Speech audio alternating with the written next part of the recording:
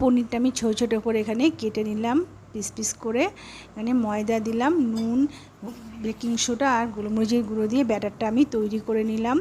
এর মধ্যে আমি পনিরগুলো সব ডুবিয়ে সুন্দর করে এখানে ভেজে নেব।